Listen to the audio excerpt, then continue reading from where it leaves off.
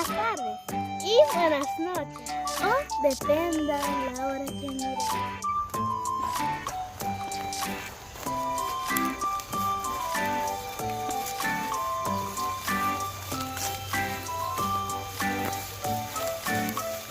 Bueno, mis amigas y amigas, lo prometido es deuda.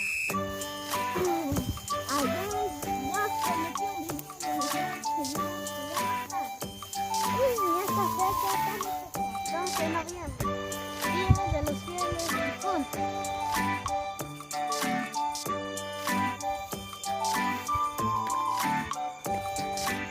Y recordaremos a todos que en este video les estaré presentando una a una. Vez que miro al cielo, nos extraño mucho. Empezaré con mi tatarabuela, que es tocaya de mi tocaya. Ella se llama Encarnación Jiménez, que vivió 94 años. Mi bisabuelo, que es papá de mi tocaya.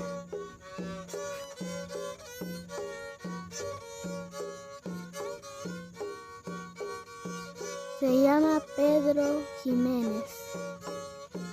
Mi bisabuela, que es mamá de mi tocaya. Ella se llama Dominga Pablo. Antonio Jiménez Pablo, que es hermano de mi abuelo o tío de mi papá.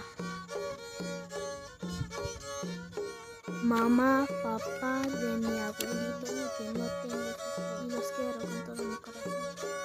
Ellos son Pedro Calia. Presentaré a mi abuela, que es recién fallecida, que murió este año.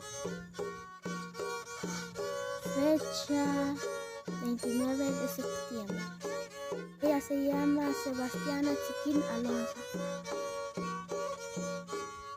Presentaré a mi tío, que murió el 10 de agosto. En este año, 2021. Él se llama Domingo Chiquia Jiménez. Recordaré su existencia. Reina Cecilia Chiquia Jiménez. Creció 6 meses de haber nacido. Fotos no tengo para presentarles.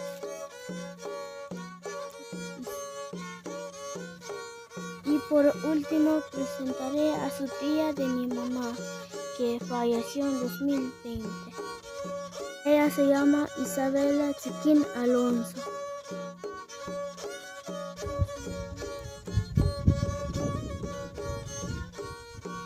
Bueno, esto ha sido todo el día de hoy. Lo que veas allá es mi querido pueblo Coyabar. Si te gustó el video, dale like.